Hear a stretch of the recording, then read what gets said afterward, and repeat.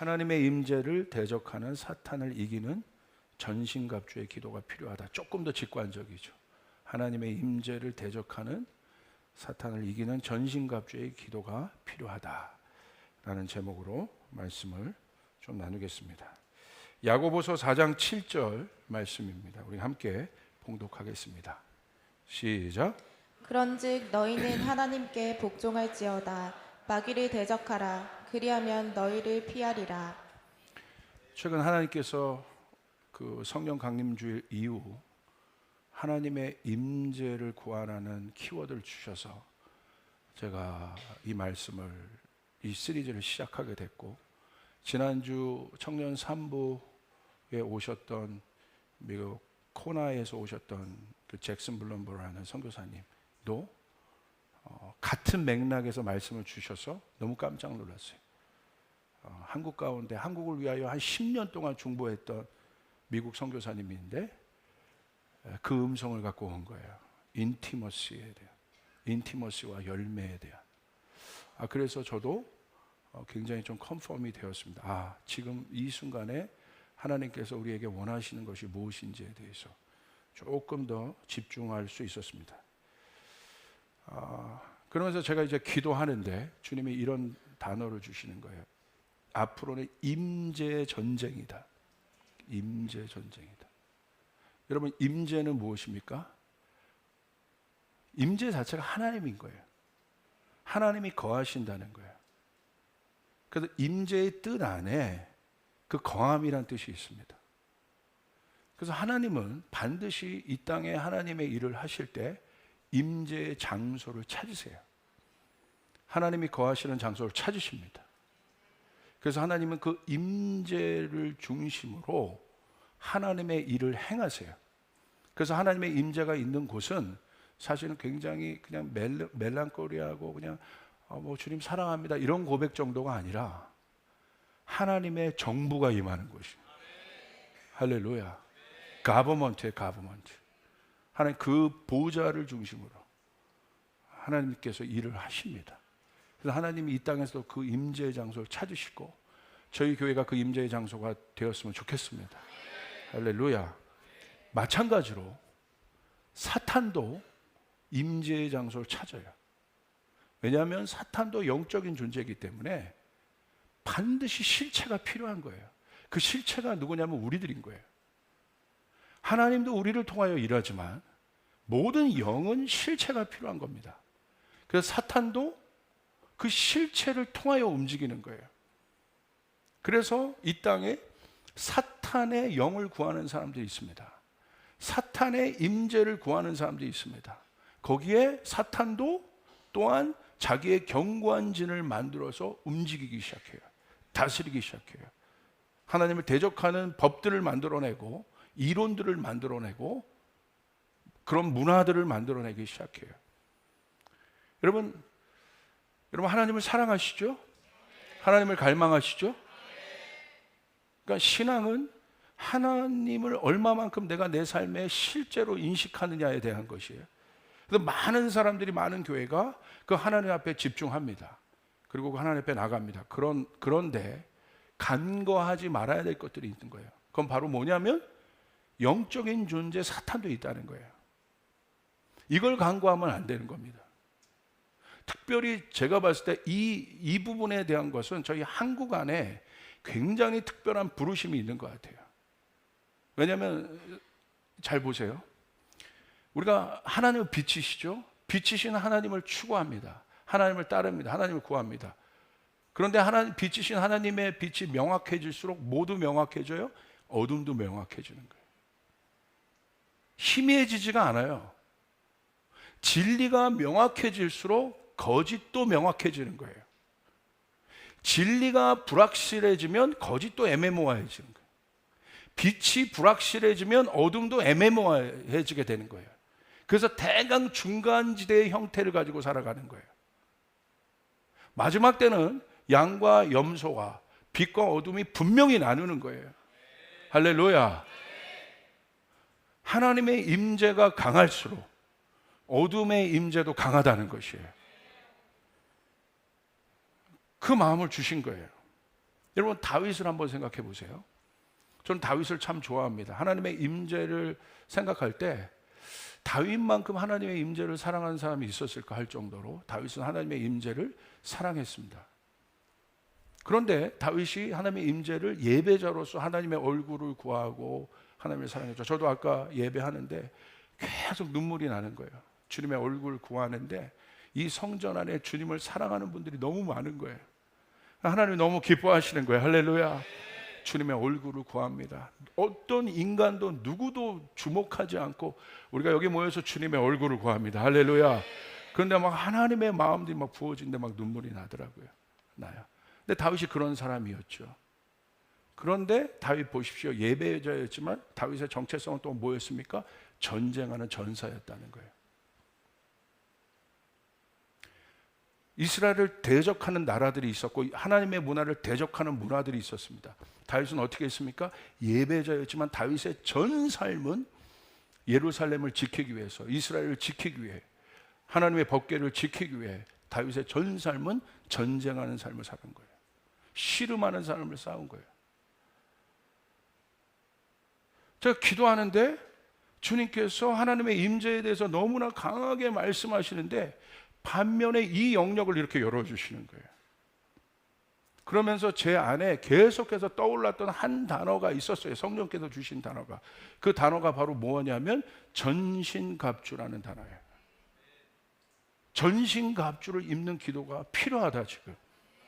왜냐하면 사도 바울이 에베소 6장에 전신갑주를 이야기하면서 성도의 삶이, 성도의 신앙이 어떤 신앙인지 사도 바울이 우리 가운데 이야기한 부분이 있는데 바로 그것이 어떤 거냐면 에베소서 6장 12절의 말씀입니다. 우리 한번 같이 보겠습니다. 시작. 우리의 씨름은 혈과 육을 상대하는 것이 아니요 통치자들과 권세들과 이 어둠의 세상 주관자들과 하늘에 있는 악의 영들을 상대함이라. 성도의 신앙 안에 뭐가 있다는 거예요? 씨름이 있다는 거예요. 씨름이. 그러니까 여러분 바울이 이 에베소 6장 특별히 이 성도의 씨름, 사실 이 씨름은 뭐냐면요, 어떤 맥락에서 이해해야 되냐면 바울이 이 씨름을 얘기하면서 악한 영에 대적하기 위해 성도들이 하나님의 전신갑주를 입으라고 얘기했잖아요. 전신갑주. 근데 이 전신갑주를 입는 이 맥락의 배경이 어디로부터 나오냐면 로마 군사로부터 나오는 거예요. 로마 군사가 갑옷을 입었지 않습니까?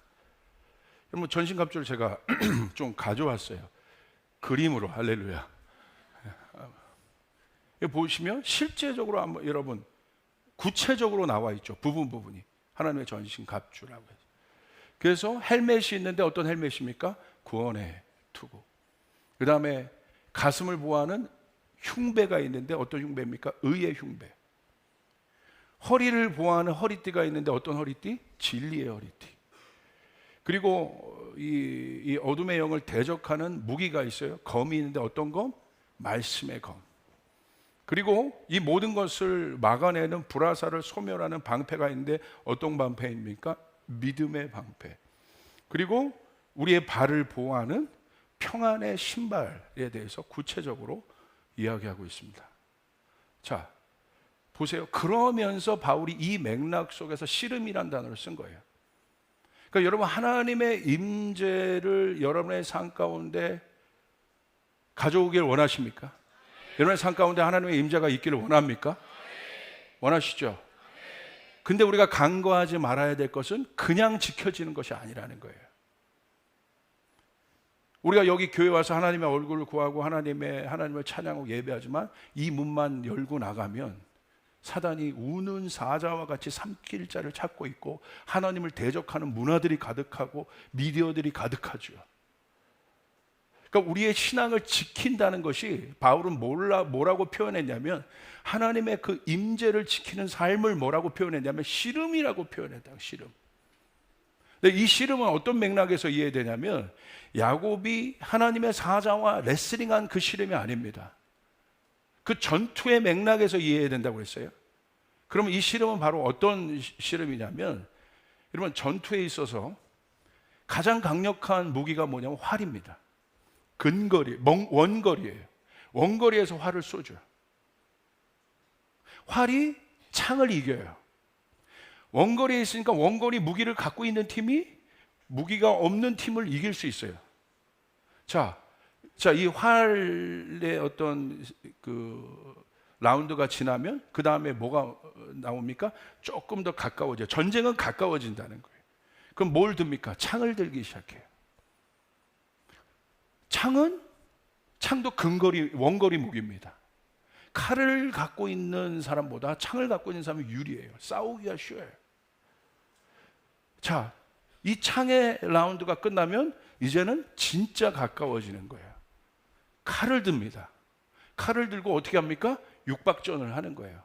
그게 바로 마지막 고지전이에요. 마지막 전투예요. 오늘 바울이 얘기한 씨름은 마지막이라는 거예요. 마지막. 그 맥락에서 이해해야 되는 거예요. 원거리에서 점점 가까워져 와서 마지막 사탄과 어떻게 해요? 프론트 라인에서 고지전을 하는 거예요. 그 싸움을 하는 겁니다. 그게 씨름이에요. 제가 느끼는 임재란 요즘에 느낌은 바로 이런 거예요. 전쟁이구나 이게. 하나님께서 여러분 가운데 승리를 주길 원하십니다. 아멘. 그렇지 않아요? 이 세상에서 나의 신앙을 지킨다는 것, 하나님과 동행한다는 사실이 얼마나 힘듭니까? 쉽지 않다 이거예요. 그래서 바울은 씨름이라는 단어를 썼습니다. 자, 그러면 우리가 명심해야 될 것들이 하나 있는데, 자, 왜 우리가 이것을 우리의 삶의 씨름이고 전쟁이라고 우리가 생각해야 되는지, 야고보서 4장 7절, 아까 여러분이 읽으셨죠? 우리 한번 그 부분을 한번 다시 한번 읽겠습니다. 시작. 그런즉 너희는 하나님께 복종할지어다. 마귀를 대적하라. 그리하면 너희를 피하리라. 분명히 마귀의 존재가 있다는 거예요. 사탄의 존재가 있다는 거예요. 근데 사탄은 어떤 대상이에요? 대적해야 될 대상이에요. 우리의 임재를 가로막고 우리를 착취하고 우리의 모든 것을 빼앗는 사탄의 존재가 있는데, 여러분 성경은 뭐라고 얘기하고 있냐면 그 사탄을 어떻게 하라는 거예요? 대적하라고 얘기하고 있는 것입니다. 그리하면 너희를 피하게 되리라. 그렇게 얘기하고 있습니다. 그러면서 이 전쟁을 얘기하고 있는 거예요. 이 씨름을 얘기하고 있는 거예요. 여러분 이 임재를 지켜내야 합니다. 여러분의 일터에서 지켜내야 합니다. 여러분의 가정에서 지켜내야 합니다. 여러분의 일상에서 지켜내야 합니다. 아멘. 그래서 오늘 성경을 보니까 바울이 우리에게 뭐라고 얘기했어요? 전신갑주를 입으라고 얘기한 거예요. 자, 그러면 우리가 이런 질문을 할 수 있어요. 전신갑주를 입는다는 게 도대체 뭘까? 보이지 않는데 이게 영적인 거잖아요. 그러니까 전신갑주를 내가 입는다는 게 어떤 개념인가? 전신갑주를 입는다는 건요, 어떤 개념이냐면 눈에 보이지 않지만 활성화시킨다는 거예요. 내 눈에는 보이지 않아요? 활성화시킨다는 거예요. 그게 입는다는 거예요. 그럼 어떻게 활성화할 수 있습니까? 보이지 않는 세계를 활성화할 수 있는 능력은 딱 하나예요. 기도입니다. 할렐루야. 여러분 보세요. 누가복음 22장 40절 우리 한번 같이 한번 읽어보겠습니다. 시작. 그곳에 이르러 그들에게 이르시되 유혹에 빠지지 않게 기도하라 하시고. 자, 사단은 영적인 존재입니다. 영적인 존재라는 사실은 뭘 말하는 거예요? 우리의 힘과 3차원적인 능력으로 이길 수가 없다는 거예요. 내 지략과 내 지성과 내 경험과 내 이상과 내 논리로 영적인 다른 차원의 존재란 말입니다. 이길 수가 없다는 거예요. 어떻게 이기겠습니까? 여러분 세상에 지략가들이 있어요. 세상에 과학자들이 있어요. 사단을 이길 수 있을 것 같아요? 차원이 다른, 사단은 영적인 존재의 차원이에요. 이길 수가 없다는 것입니다.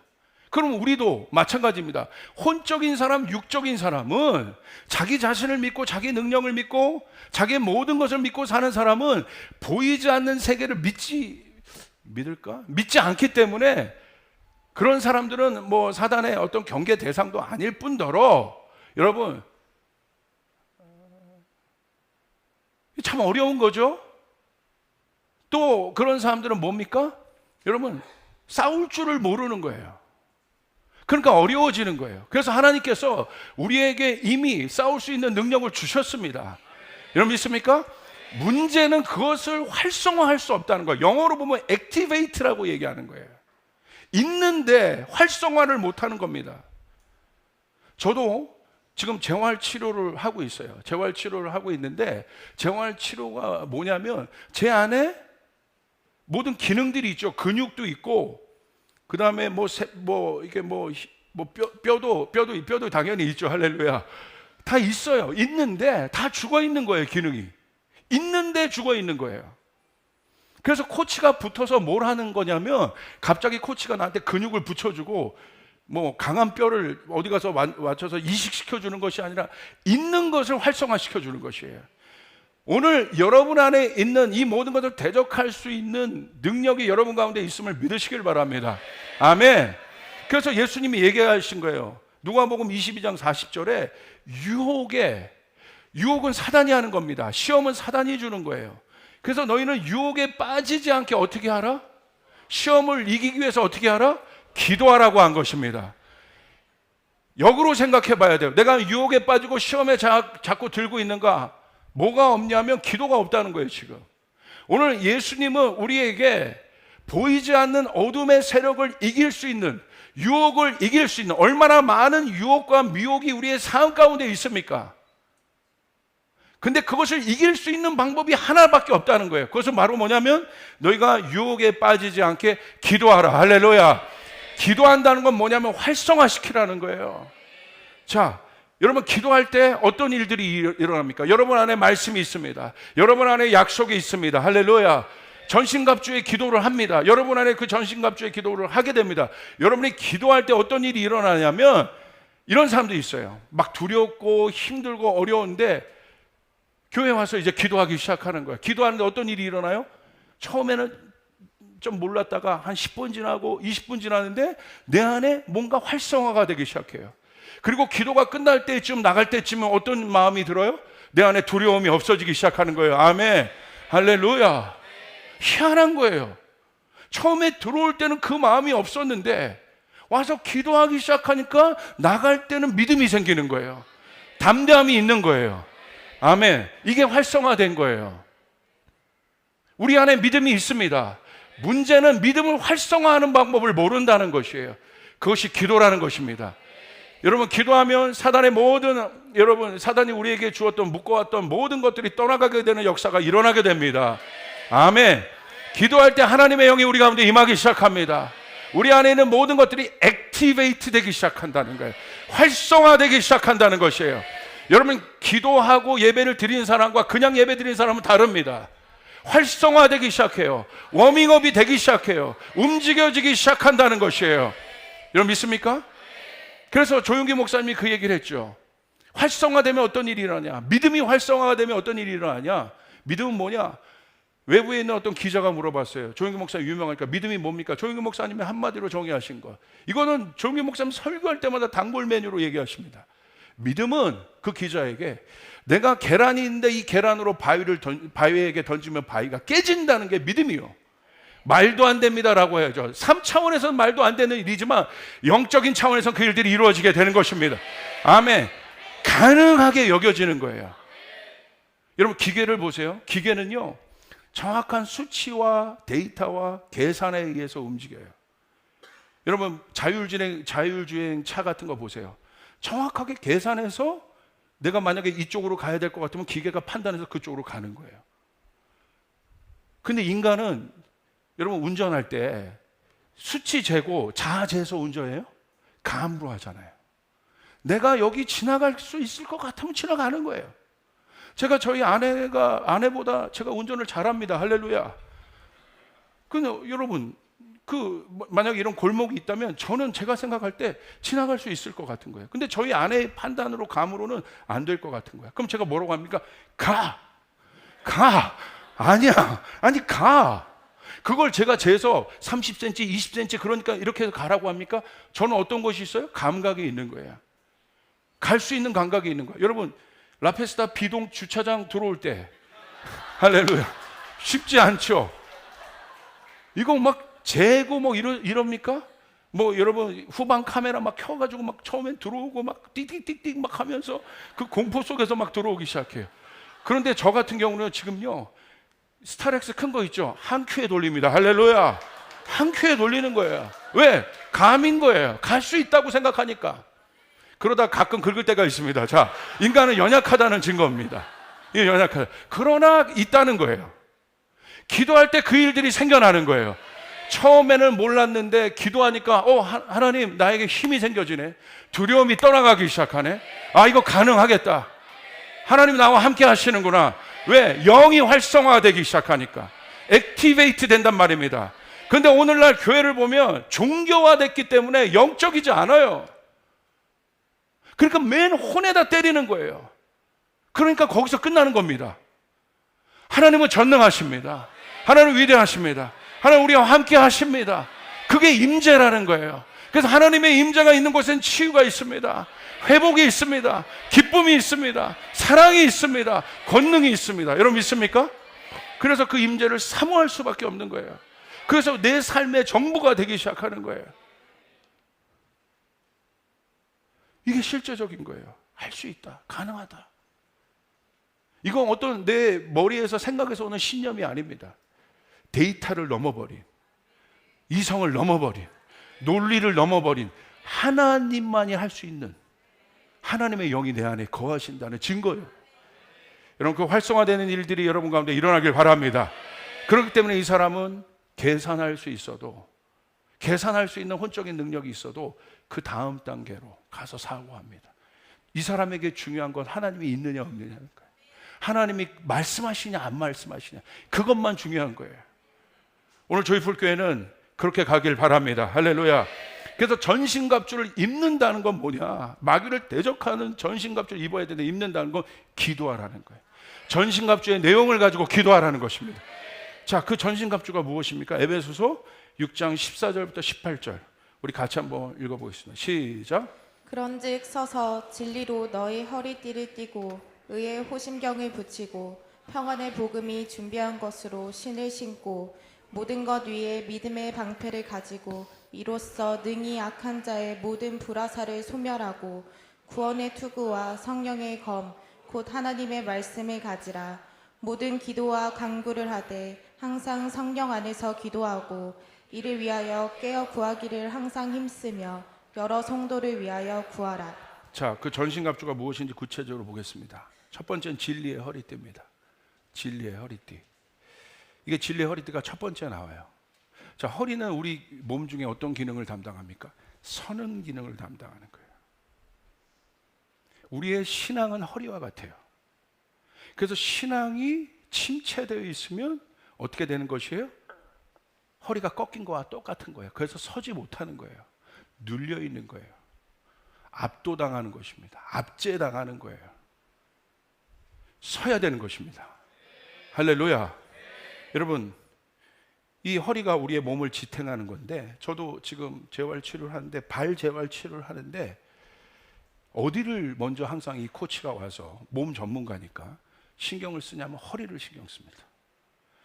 발을 하는데 항상 허리에 코어가 없으면, 코어가 없으면 자세가 나오지가 않아요. 그래서 앞에 보면 이렇게 거울이 있잖아요. 보는데 우리 코치가 하는 자세는 딱 허리가 딱 오면서 그 부위만 힘을 딱 줄 수 있게끔,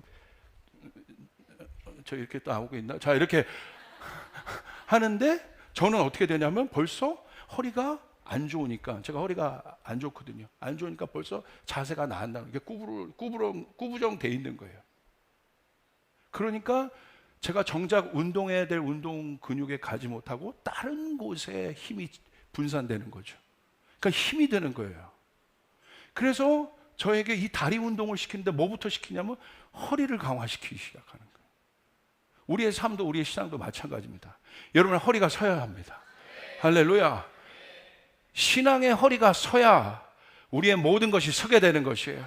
여러분의 가정이 서야 합니다. 여러분의 일터가 서야 합니다. 근데 여러분 왜 서지 못합니까? 왜 이렇게 구부정되어 있습니까? 그건 왜 그러냐면 진리가 아닌 세상의 이론과 경험과 철학으로 살기 때문에 그래요. 그러니까 쓰는 것 같아도 서지 못하는 거예요. 진리가 아닌 거예요. 이념, 철학, 사상, 이런 것들은 인간들이 만들어낸 거예요. 우리의 삶을 지탱할 수 없습니다. 환난과 어려움이 오면 우리의 삶이 절대 지탱되지 않아요. 하나님을 대적하는 이론과 문화들이 점점 많이 생겨지고 있어요. 아예 노골적으로 대적하는 이론과 문화들이 생겨날 뿐만이 아니라 교묘하게 침투시켜 들어오는 것들이 있어요. 여러분 기억하시길 바랍니다. 진리의 허리띠를 두르라는 것이에요. 진리의 허리띠를 둬야 내 삶이 서게 되는 것입니다. 내 가정이 진리의 허리띠를 둘러야 서게 되는 것입니다. 쓰는 일이 일어날지어다. 서야 되는 것이에요. 서야 되는 것이에요. 지탱해야 되는 것입니다.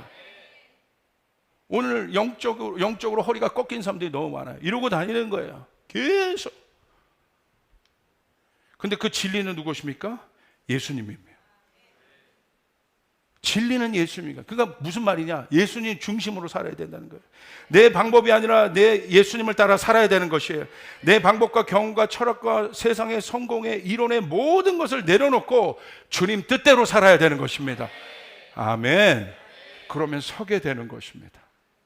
두 번째, 의의 흉배입니다. 흉배는 가슴을 보호하는 거예요. 우리의 마음을 보호하는 것입니다. 그런데 뭘로 보호해요? 의로 보호한다는 거예요. 사단이요, 우리가 어떤 존재인지를 잘 알고 있어요. 우리가 하나님의 형상이었지만 죄가 들어와서 우리가 전적으로 부패하고 타락한 존재인지를 알고 있어요. 정확히 알고 있습니다. 그래서 사단은 항상 그 아담의 타락 이후로 인간들에게 죄를 주어서 어떤 마음을 줬냐면 그 마음 가운데 죄책감들을 줬어요. 정죄감들을 줬어요. 그 죄책감과 정죄감들이 우리를 불행하게 하는 거예요. 우리를 불안하게 하는 거예요. 그래서 이 부분에서 나오기 위해서 인간이 항상 두 가지로부터 나오는데 이게 내 힘으로 안 되는 거거든요. 그 두 가지의 한 형태가 뭐냐면 극단적인 형태로 나타나. 하나는 극도의 쾌락을 통해서 잊어버리든가 아니면 극도의 금욕을 통해서 자기를 뭔가 보호하려고 해요. 그래서 막 그 산속에 가서 고행하고 자기 수양을 쌓고 그것이요. 결국 그것이 해결이 안 되거든요. 그 번민, 그 죄책감으로부터 벗어날 수가 없어요. 왜? 자기 힘으로 할 수 없기 때문에. 자기의 불의를 내가 불의한데 인간의 노력으로 그 불의에서 인간이 벗어날 수가 없습니다. 해결이 될 수가 없습니다. 아니면 그 모든 것을 잊어버리겠다고 극도의 쾌락으로 갑니다. 여러분, 그 쾌락이 주는 마지막 결론은 공허함이에요. 힘듦이에요. 지침이에요. 해결이 안 된다는 거. 뿌리는 똑같아요. 하나님이 하셔야 되는 것이에요. 그래서 예수님 오셔서 육신의 몸을 입고 죄된 우리의 몸을 입고 우리의 과거와 현재와 미래의 모든 죄를 지시고 예수님이 죽으셨고 부활하셨습니다. 아멘. 그분이 우리의 의가 되어 주셨습니다. 아멘. 그래서 우리는 날마다 예수님의 의의 흉배를 붙여놔야 되는 것이에요. 우리가 넘어지고 실패합니다. 힘듭니다. 그때 우리가 일어날 수 있는 방법은 내 노력과 내 방법이 아니라 예수님의 의를 선포하는 것입니다. 예수님의 의로 나는 오늘 새롭게 되었다. 나는 부족하지만 새롭게 되었다. 할렐루야. 예수님의 의로 나의 마음들을 보호할 수 있다는 것입니다. 그래서 의의 흉배를 붙이라고 얘기하고 있는 것이에요. 세 번째는 평안의 신발입니다. 발은 우리의 인생의 길을 만들어요. 내가 밟는 길이 인생이 됩니다. 여러분 보십시오. 그 사람의 인생의 족적을 뭘 보고 따라가요? 그 사람이 간 곳을 보면 알 수 있어요. 평생 도박장에 다닌 사람은 발이 평생 도박장을 간 거예요. 그 사람의 인생은 도박인 거예요. 음란한 장소에 간 사람은요, 평생 음란한 장소에 가는 거예요. 뭐가 갑니까? 발이 갑니다. 그 사람의 인생은 음란인 거예요. 돈을 쫓아가는 사람은 모든 평생의 발이 그 돈을 따라가는 거예요. 그 사람의 인생은 돈이 되는 거예요. 발이 내 인생의 길이 되는 것이에요. 그래서 여러분 성경에 보면 이 발, 내 노력, 내 행위를 이 발이라고 얘기하는데 성경에 보세요. 이 자기 노력, 자기 행위대로 살려고 했던 한 존재가 있었죠. 그 사람이 누굽니까? 탕자입니다. 아버지 안에서 아버지가 주셨던 모든 은혜를 거절하고 자기가 나가서 자기 힘대로 성공해 보겠다고 합니다. 근데 결국 어떻게 됩니까? 렘브란트의 탕자의 귀환이란 그림에 보면 거기에서 딱 보이는 게 뭐냐면 탕자의 상처나고 지친 발입니다. 맨발입니다. 맨발. 그러니까 아버지가 여러분 말씀해 보면 탕자에게 뭘 신겨줘요? 신발을 신겨줍니다. 그게 우리의 인생을 보여주는 것이에요. 내 힘으로 가면 지칩니다. 내 힘으로 가면 힘듭니다. 그래서 하나님은 오늘 우리가 말씀하시는 거예요. 반드시 신발을 신어야 한다. 평안의 신발을 신어야 한다. 아멘. 그렇게 될 때 내가 가는 발이 평안의 일들이 일어나게 되는 것입니다. 여기서 평안은 뭐냐면 하나님의 통치를 얘기하는 거예요. 샬롬을 얘기하는 거예요. 내가 가는 곳마다 회복이 일어나는 것입니다. 내가 가는 곳마다 치유가 일어나는 것입니다. 그러므로 우리는 어떤 기도를 해야 돼요? 하나님, 평안의 신발을 신는 기도를 해야 되는 것이에요. 주님 말씀하시는 것이에요. 그 신발을 신어라. 저는 정말 여러분의 발이 그 발이 됐으면 좋겠습니다. 여러분 아침에 이 기도를 하고 시작하는 거죠. 하나님, 내 발에 평안의 신발을 신겨주십시오. 나의 발을 보호하여 주십시오.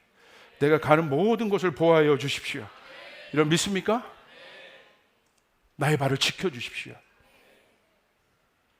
제가 케냐에 갔는데 김성준 목사님이랑 거기 공원, 국립공원을 이렇게 봤습니다. 이게 다 보고 이게 나오는데 갑자기 가이드가 차를 확 세우더라고요.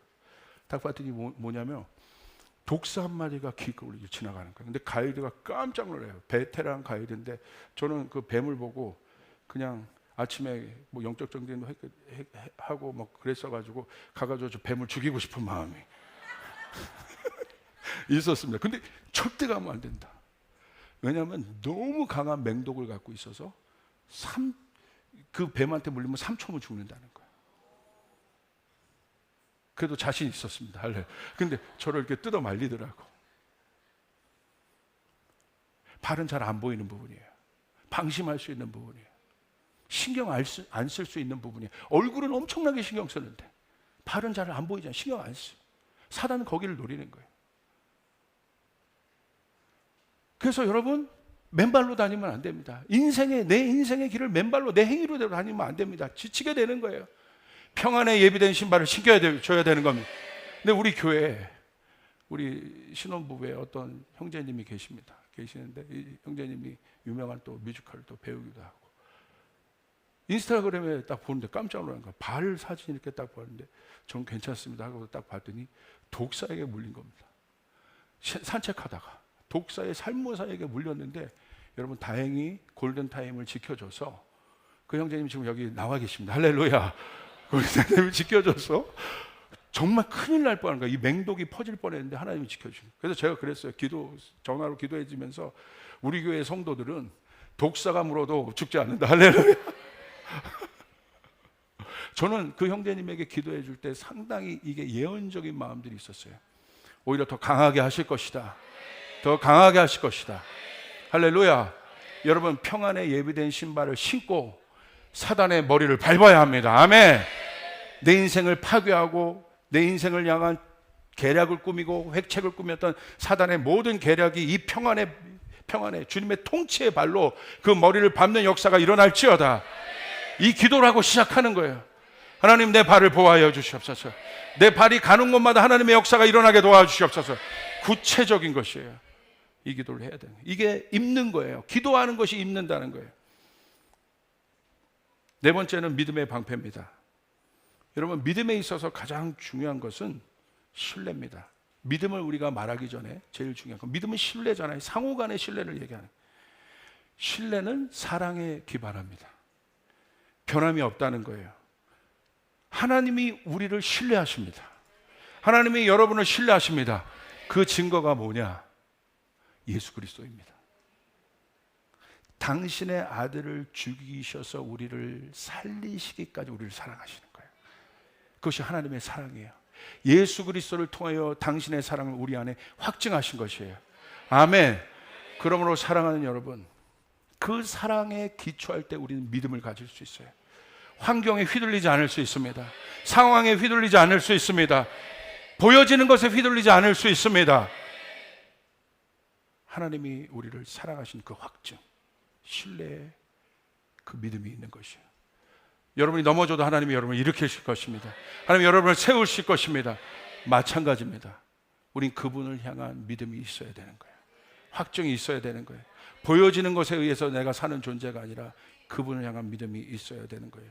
그래서 여러분 믿음의 방패를 갖는다는 건 뭐냐? 이건 불화살을 소멸한대요. 불화살은 어떤 기능이 있습니까? 그냥 화살은 와서 꽂히죠. 꽂히는 것으로 끝나는 것이 아니라 불화살이라고 돼 있어요. 전염시킨다는 거예요. 불화살이 여러분 집에 꽂히면 어떻게 됩니까? 그것으로 끝나는 것이 아니라 집 전체를 전소시킵니다. 사단은 불화살을 쏜다는 거예요. 오늘 여러분이 하나님 앞에 나갈 때 하나님의 뜻대로 살려고 하는 여러분의 생각과 마음 가운데 불화살을 쏘는 거예요. 그래서 그것으로 끝나는 것이 아니라 내 몸을 전소시킬 뿐만 아니라 자신의 영으로 나를 사로잡을 뿐만이 아니라 어떤 일을 합니까? 내 주변, 내 공동체를 전염시킵니다. 같이 태워버립니다. 이스라엘 백성 보십시오. 가나안의 마지막 들어가기 전에 그들이 정탐꾼의 부정적인 말에 의해, 믿음 없는 말에 의해서 어떻게 됩니까? 3일 만에 수백만 명이 전염돼요. 제가 봤을 때 불화살을 맞은 겁니다. 믿음 없는 이야기를 합니다. 부정적인 이야기를 합니다. 결국 그들은 약속의 땅에 들어가지 못했습니다. 이것을 이길 수 있는 것은 믿음의 방패를 가져야 하는 것이에요. 아멘. 믿음의 방패를 가지고 사단의 불화살을 제거해야 됩니다. 그렇게 될 때 여러분 어떤 것들을 할 수 있냐? 여러분 혀를 지킬 수 있는 거예요. 여러분의 생각을 지킬 수 있는 거예요. 아무리 부정적이고 어려운 상황이라 할지라도 현실은 그런 거예요. 그게 현실이에요. 가나안이 거민이 있는 게 현실입니다. 그러나 믿음의 사람은 믿음의 언어를 얘기해야 되는 것이에요.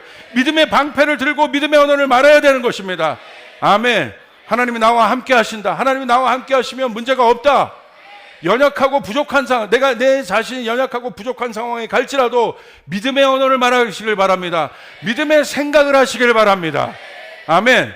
옆 사람에게 선포하겠습니다. 믿음의 생각을 해야 된다. 믿음의 언어를 말해야 됩니다. 믿음의 언어를 말해야 된다. 자, 보세요. 지금 말에 대한 티칭이 아닙니다. 그러나 여러분 말은 중요해요. 믿음에 있어서 말한 대로 돼요. 내가 던진 말은 여러분 절대 땅에 떨어지지 않아요. 공중에 떠다니게 되어 있는 거예요. 여러분이 자녀에게 한 말은 절대 땅에 떨어지지 않아요. 공중에 돌아다니게 되어 있는 것이에요. 그러므로 여러분 믿음의 말을 해야 되는 거예요. 창조의 언어를 말해야 되는 것입니다. 아멘. 그렇게 될 때 하나님의 역사가 일어납니다. 우리 조이풀 교회는 잘 됩니다. 하나님의 역사가 일어납니다. 기적이 일어납니다. 이곳에 오는 모든 성도들 안에 회복이 있을 것입니다. 기적이 나타날 것입니다. 치유가 일어날 것입니다. 여러분 믿습니까? 아멘. 오늘 한국인의 믿음은요, 멜랑콜리아나 어떤 그런 걸로 통해서 만들어진 것이 아니라 이런 우리 믿음의 선배들은, 우리 믿음의 부모님들은 제가 아까 기도하는데 그 마음을 주시더라고요. 어려웠잖아요. 많은 고난이 있었잖아요. 우리 한국인이 갖고 있는 믿음은 여러분 마지막 때 이 어마어마한 것들을 돌파할 믿음입니다. 할렐루야. 제가 기도하는 것은 북한에 있는 지하교회에 있는 우리 성도들 마지막에 저 순교의 믿음을 쓰실 것입니다. 아멘. 환경을 통과한 그들의 믿음을 쓰실 것입니다. 하나님이 살아계시다는 것이 무엇인지 우리 북한 동포 지하교회 우리 성도들 통하여 보여주실 것입니다. 제 안에 그 마음이 있습니다. 그게 진짜인 겁니다. 가짜 믿음이 아닙니다. 그 투쟁 속에서, 그 씨름 속에서 지켜낸 믿음. 이 한국인의 믿음, 한국의 여러분 역사들 보십시오. 기적이 일어나요. 한국인의 이 통성 기도를 보십시오. 그냥 나오는 것이 아니에요. 하나님 나 역사해 주세요. 하나님 나와도 이게 아니에요. 한국인의 보여. 외국인들이 물어봐요 이거를. 금요일 날 왔던 이상훈 총장님은 미국 신학계에서도 유명한 분이에요. 그분이 붙잡고 있는 게 그거예요. 미국 목사님들 모자이크 교회 다 만났다는 거예요. 근데 그분들이 얘기한다는 거예요. 우리 안에 깊이 있고 하나님의 임재를 추구하는 것이 있는데 하나님에 대한 간절함이 없어. 이 간절함은 한국에 있잖아.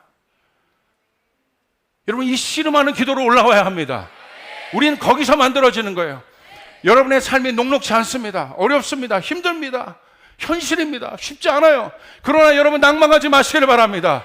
씨름하시길 바랍니다. 믿음의 방패로 일어나시길 바랍니다. 하나님 우리와 함께 하신다.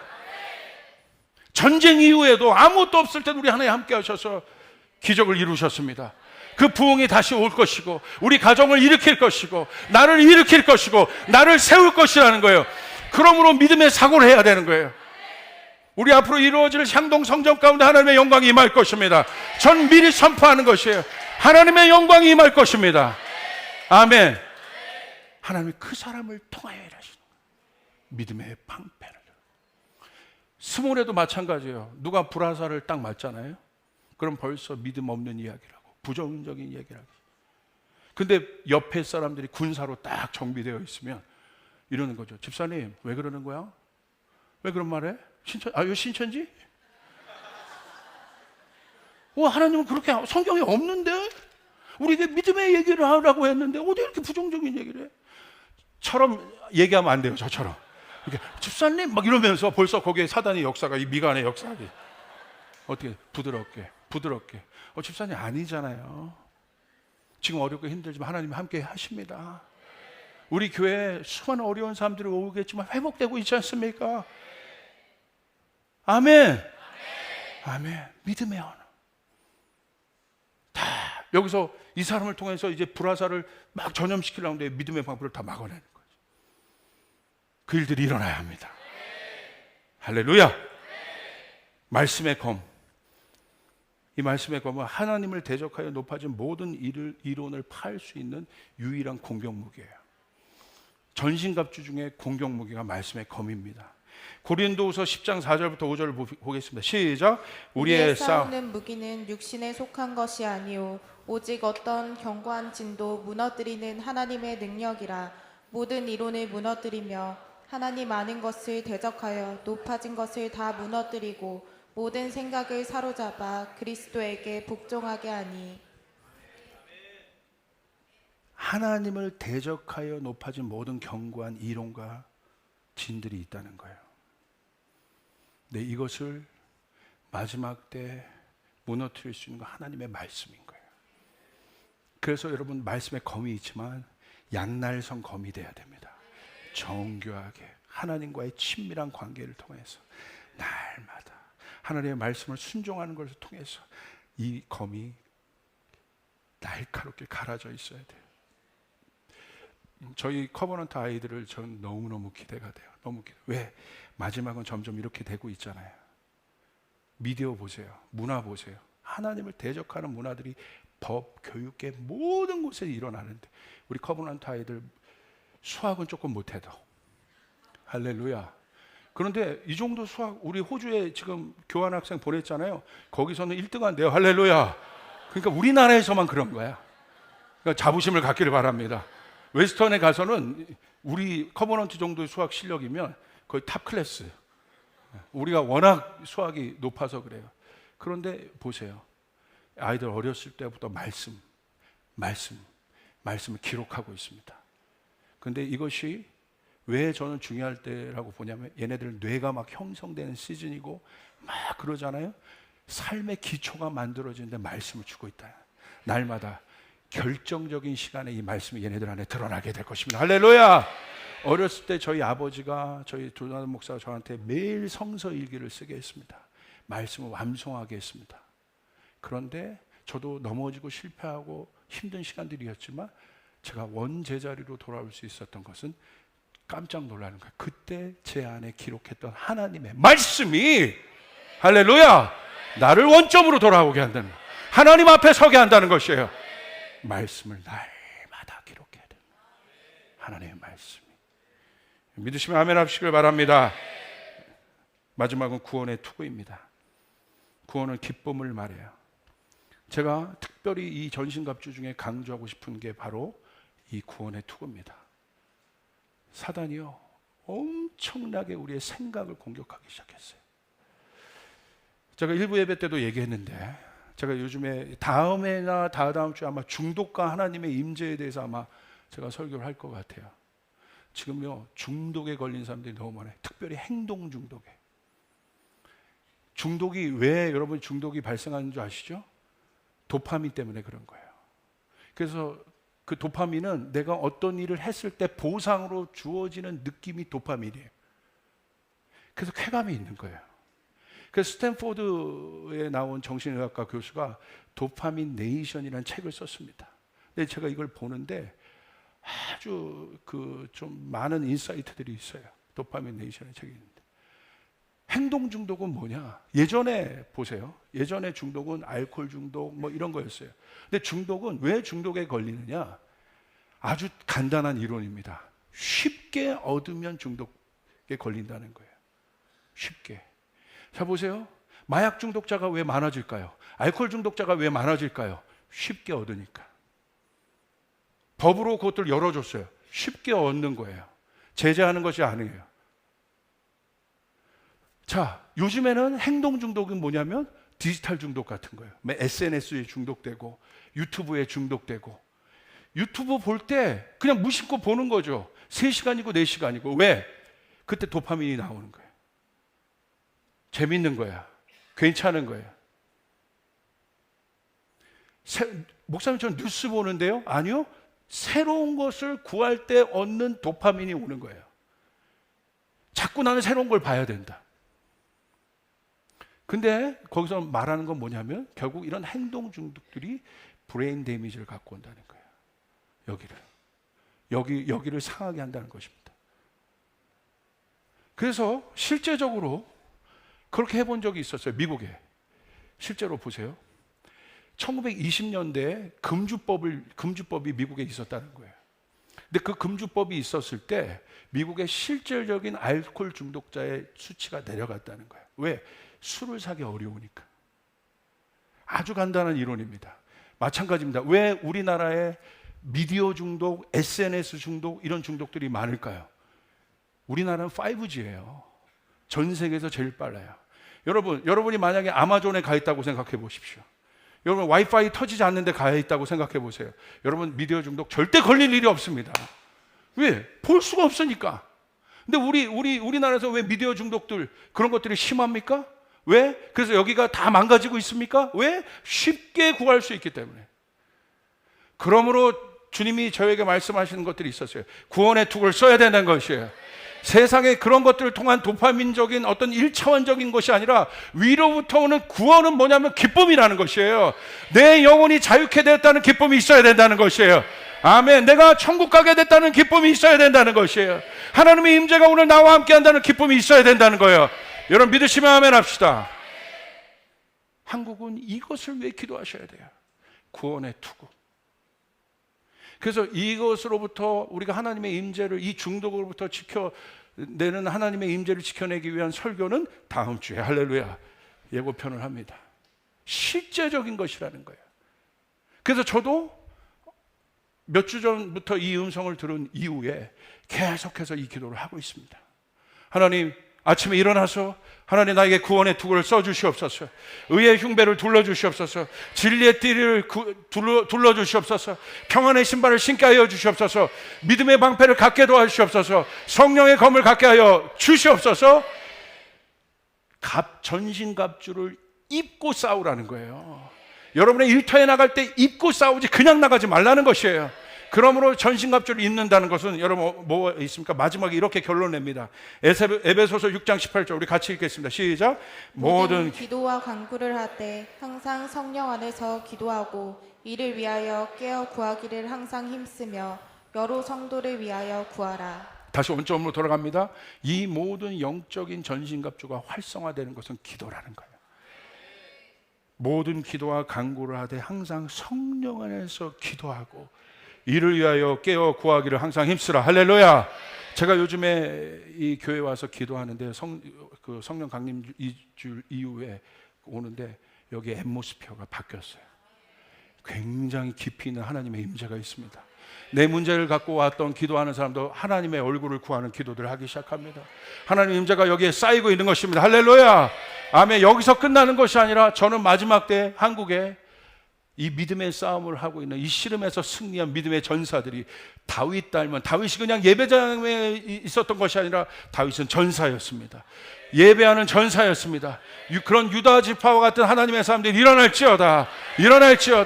그런 사람들이 일어나게 될 거예요. 이건 실제적인 것입니다. 그래서 여러분 기도하시길 바랍니다. 그래서 여러분 유치하지만 그걸 해보겠어요. 저를 따라서. 자, 목사님 너무 유치한 건 아동분화하는 것이 하는 거죠. 아니요, 우리는 좀 유치할 필요가 있습니다. 자, 진리의 허리띠를 둘러봅니다. 자, 신용을 해보세요. 시작. 진리의 허리띠. 어떤 분은 막 이렇게 두릅니다. 지금 허리 둘레가 커가지고 할렐루야. 이렇게 진리의 허리띠. 자, 의의 흉배를 붙여봅니다. 의의 흉배. 좋네요. 2부 예배는 확실히 빠르네요. 제가 이렇게 하는데 여러분 의의 흉배 복명복창하시네요. 할렐루야. 의의 흉배. 할렐루야. 뭔가 짜릿한데요. 자, 그 다음에 평안의 신발 신으세요. 신으세요. 신으세요. 할렐루야. 이게 믿지 않는 사람 보면 대체 쟤네들 뭐 하는 짓이냐 이게. 괜찮아요. 우린 보이지 않는 세계를 믿습니다. 아멘. 왜 믿습니까? 그 다음에 뭐 있습니까?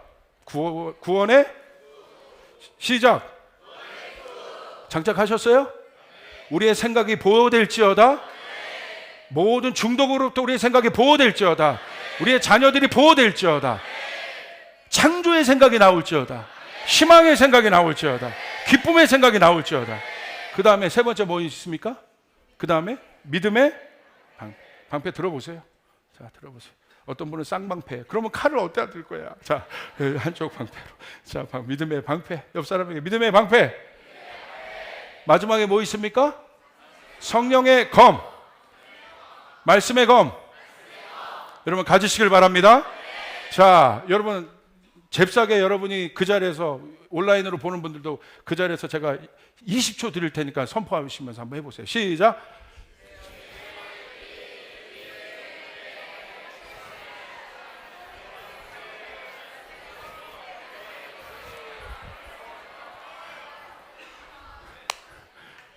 하나님의 전신갑주를 입으라. 할렐루야. 하나님의 전신갑주를 입으라. 여러분 하나님의 임재를 지켜내시기를 바랍니다. 이 씨름에서 승리하시기를 바랍니다. 우리 주님께 영광의 박수를 올리겠습니다.